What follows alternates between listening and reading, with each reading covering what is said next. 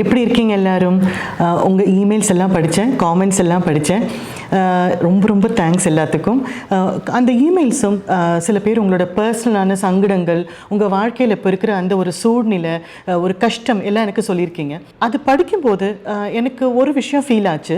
உங்களில் நிறைய பேர் கொஞ்சம் ஃபினான்ஷியல் இண்டிபெண்டன்ஸ், கொஞ்சம் பண ரீதியாக ஒரு சின்ன சுதந்திரம் இருந்தால் உங்கள் வாழ்க்கை இன்னும் கொஞ்சம் நல்லா இருக்கும்னு நீங்கள் ஃபீல் பண்ணுறீங்க அப்படின்னு நான் உணர்கிறேன். ஒரு பொண்ணு படிக்கிறதும் படிக்காததும், படித்ததுக்கப்புறம் வேலைக்கு போகிறதும் போகாததும் எல்லாமே கம்ப்ளீட்டாக ஒருத்தவங்களோட டிஃப்ரெண்ட் சாய்ஸ். அதை பற்றி நம்ம எந்த காமெண்ட்டும் நம்ம சொல்ல முடியாது. அதே சமயத்தில் நம்மளோட ஸ்டெப் எடுத்து நம்ம கொஞ்சம் சுதந்திரமாக இருக்கும்போது கண்டிப்பாக அதுலேருந்து கிடைக்கிற வெற்றியும் மன நிம்மதியும் அளவிட முடியாதது. நம்மள நிறைய பேருக்கு ஏதாவது ஒரு விஷயம் பண்ணணும், அது கொஞ்சம் அமௌண்ட்டாக இருந்தால் கூட என்னோட உழைப்பில் வந்ததாக இருக்கணும் அப்படிங்கிற ஆசை நம்ம எல்லாருக்குமே இருக்குது. ஆனால் அதுக்கு நம்ம தடையாக நினைக்கிற 5 விஷயங்கள் என்ன தெரியுமா? முதல்ல குடும்பம். நம்ம என்ன நினைக்கிறோம், நம்ம ஃபேமிலியில் இருக்கிற யாரும் நமக்கு ஹெல்ப் பண்ண மாட்டாங்க. அது உண்மையாக கூட இருக்கலாம் ஒரு சிலர் விஷயத்தில். இல்லை என்னோட குடும்பத்தில் இதெல்லாம் செட்டே ஆகாது, என்ன அந்த மாதிரி அலோவ் பண்ண மாட்டாங்க அப்படிங்கிற ஒரு விஷயத்தை அது தடையாக இருக்கோ இல்லையோ நம்ம அதை தடையாக நம்ம எடுத்துக்கிறது. ரெண்டாவது, நிறைய பணம் இருந்தால் மட்டும்தான் நான் நினைக்கிற இந்த விஷயத்தை பண்ண முடியும் அப்படிங்கிற ஒரு பிலீஃப். மூணாவது, ஃபியர் ஆஃப் ஃபெயிலியர். ஏற்கனவே நான் யாரும் மதிக்கிறது இல்லை, இந்த அழகில் நான் ஏதாவது பண்ண போகிறேன்னு ட்ரை பண்ணி அதில் படு தோல்வி அடைஞ்சு அது இன்னும் நம்மளை நெகட்டிவாக கிண்டல் பண்ணி எதுக்கு இந்த பிரச்சனைலாம் அப்படின்னு நம்மளே பயந்து ஒதுங்கிக்கிறது. நாலாவது, அனுபவம். எனக்கு இதெல்லாம் பண்ணி எக்ஸ்பீரியன்ஸே இல்லை, ஆசை மட்டும்தான் இருக்குது, அனுபவம் இல்லாமல் நான் எப்படி பண்ண முடியும், நான் எப்படி சம்பாதிக்க முடியும், நான் எப்படி இந்த தொழிலில் இறங்க முடியும் அப்படிங்கிற பயம். அஞ்சாவது, சில பேர் யோசிக்கலாம், என்கிட்ட படிப்பு இல்லை, ஏன்னா 2-3 பேர் அப்படியும் எனக்கு இமெயில் அனுப்பியிருந்தீங்க, நான் படிக்கலையே, நான் என்ன பண்ண முடியும் அப்படிங்கிறதையும் ஒரு தடையாக நம்ம நினச்சிருக்கலாம். ஸோ இதெல்லாம் நம்ம உடைச்சி எறியணும் அப்படின்னா நமக்குள்ள நம்ம என்ன சேஞ்சஸ் பண்ணால் இதுலேருந்து நம்ம கொஞ்சம் பெட்டர் ஆக முடியும் அப்படின்னு பார்க்கலாம். சரி, இந்த தடைகள் எல்லாம் இருக்கோ இல்லையோ நம்ம இதெல்லாம் ஃபேஸ் பண்ணி தான் ஆகணும் அப்படிங்கிற ஒரு கட்டாயத்தில் இருக்கும். ஸோ இதை தாண்டி நான் இதெல்லாம் உடைச்சி எறிய போகிறேன், என்னோட வாழ்க்கையில் நான் கண்டிப்பாக ஏதாவது சாதிக்கணும்னு விரும்புகிறேன் அப்படின்னா வாங்க இதுக்கப்புறமும் பேசலாம். ஸோ நம்ம இந்த மாற்றம் என் வாழ்க்கையில் நான் கொண்டு வர போகிறேன் அப்படிங்கிற முடிவு எடுத்துட்டிங்கன்னா முதல்ல உங்களுக்கு ஒரு கங்க்ராச்சுலேஷன்ஸ். உங்களோட வெற்றிக்கான முதல் ஸ்டெப்பை இங்கே இப்போவே எடுத்து வைக்க தொடங்கியாச்சுன்னு நம்புங்க. இப்போ ஒரு நோட் புக் எடுத்து என்னெல்லாம் நீங்கள் நெகட்டிவ் பாயிண்ட்ஸாக உங்கள் லைஃப்பில் நினைக்கிறீங்களோ, எதெல்லாம் தடையாக இருக்கும்னு நீங்கள் நினைக்கிறீங்களோ, செப்பரேட்டாக இதுக்குன்னு ஒரு நோட் புக் எடுத்து பொறுமையாக ஒரு பாயிண்ட்டாக அந்த நோட் புக்கில் எழுதுங்க, ஜேர்னல் பண்ணுங்கள். இல்லை எனக்கு எழுத படிக்க தெரியாது அப்படின்னா உங்ககிட்ட ஃபோன் இருக்குல்ல, நீங்களே ஆடியோ மெசேஜாக ரெக்கார்ட் பண்ணி வச்சுக்கோங்க. அது ஒரு விஷயமாக பொறுமையாக நீங்கள் உங்களுக்கு நேரம் கிடைக்கும்போது அதை அலசி பார்த்து இதுலேருந்து எப்படி நான் வெளியில் வர முடியும் அப்படிங்கிற சொல்யூஷனையும் நீங்கள் தான் கண்டுபிடிக்க முடியும். இந்த மாதிரி ஒரு வெற்றி வரணும் அப்படின்னா, ஒரு மாற்றம் வரணும் அப்படின்னா, அந்த மாற்றத்தை மற்றவங்க எல்லாம் கவனிக்கணும், பாசிட்டிவாக நமக்கு சப்போர்ட் பண்ணணும் அப்படின்னா முதல்ல மாற வேண்டியது யார்? நம்ம தான். நம்ம ஒரு புது மனுஷனாவோ ஒரு புது டிஃப்ரெண்ட்டான பர்சனாவோ உள்ளேந்து மாறும்போது கண்டிப்பாக ஒரு சின்ன சின்ன விஷயமா நம்மளை நோக்கி வர தொடங்கும். இப்போ நம்ம மன உறுதியோட நம்ம எடுக்க வேண்டிய 5 ஸ்டெப்பு என்ன தெரியுமா? முதல்ல சாக்ரிஃபைஸ். எனக்கு தெரியும் நீங்கள் ஆல்ரெடி நிறைய தியாகம் பண்ணிட்டு இருக்கீங்க, தூங்குறதுக்கு கூட உங்களுக்கு சரியான நேரம் இல்லைன்னு எனக்கு தெரியும். அதையும் தாண்டி எனக்குன்னு ஒரு வெற்றி வேணும், எனக்குன்னு ஒரு அடையாளம் வேணும் அப்படிங்கும்போது கிடைக்கிற அந்த நேரத்தில் கூட எப்படி ஒரு 15லேருந்து ஒரு 20 நிமிஷம் உங்களுக்காக ஒதுக்கி இந்த ஒரு வெற்றிக்கான ஒரு பாதையை நோக்கி நம்ம போக முடியும், எப்படி பிளான் பண்ண முடியும் அப்படிங்கும்போது நம்மளுடைய கிடைக்கிற அந்த கொஞ்சம் தூக்கத்தையும் கொஞ்சம் சௌகரியத்தையும் நம்ம கொஞ்சம் தியாகம் பண்ணி தாங்க ஆகணும். ரெண்டாவது, பேஷன்ஸ், பொறுமை. எல்லாரும் சொல்லுவாங்க ஒரு விஷயத்தில் வெற்றி அடையணும்னா பொறுமையாக இருக்கணும் அப்படின்னு.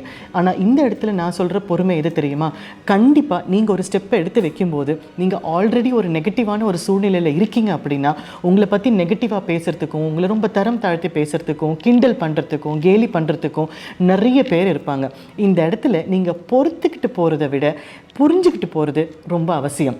எப்படி? இல்லை அவங்க நம்மளை வீக் ஆக்கிறதுக்காக தான் இதெல்லாம் சொல்கிறாங்க, நான் அந்த வலையில் விழப்போகிறது இல்லை, அதுக்காக அவங்ககிட்ட சண்டைக்கு போவேனா, சிரிச்சுக்கிட்டே அவங்கள இக்னோர் பண்ணிவிட்டு உங்களோட ஃபோக்கஸ் மொத்தமும் நீங்கள் உங்கள் வேலை என்னவோ, உங்கள் பிளான் என்னவோ, உங்கள் ஐடியாஸ் என்னவோ அதில் மட்டும் போகிறது. ஸோ இந்த பொறுமை, பொறுத்துக்கிட்டு போகிற பொறுமை மட்டும் இல்லைங்க, புரிஞ்சுக்கிட்டு விலகி போகிற பொறுமை. அடுத்தது சுய பச்சாதாபம் அப்படின்னு சொல்லுவாங்க. ஸோ நான் இவ்வளோ கஷ்டப்படுறேன், நான் ஒரு 15-20 நாளாக என்னமோ போராடிட்டு இருக்கேன், ஆனால் யாராவது ஒரு வார்த்தையாவது என்கிட்ட நீ என்ன பண்ணுறேன்னு பாசிட்டிவாக கேட்டாங்களா பார்த்தியா அப்படிங்கிற அந்த ஒரு சின்ன எதிர்பார்ப்பை கொஞ்ச நாளைக்கு வச்சுக்காதீங்க.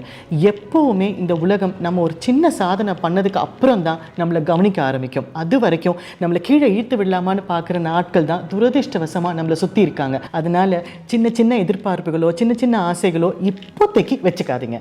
அந்த எக்ஸ்பெக்டேஷன்ஸ் உங்களை இன்னும் டீமோட்டிவேட் பண்ணுற பண்ணுறதுக்கு நிறைய சான்ஸ் இருக்குது. அடுத்தது நீங்கள் தான் உங்கள் மனசளவில் ஒரு மாற்றத்தை கொண்டு வரீங்க.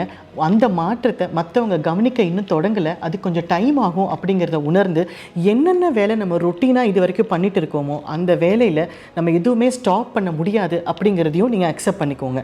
இதெல்லாம் தாண்டி எனக்கான அந்த ஒரு அரை மணியோ இல்லைனா அந்த 15 நிமிஷமோ எப்படி கண்டுபிடிக்க போகிறீங்க அப்படிங்கிறதுல தான் உங்கள் பவரே இருக்குது.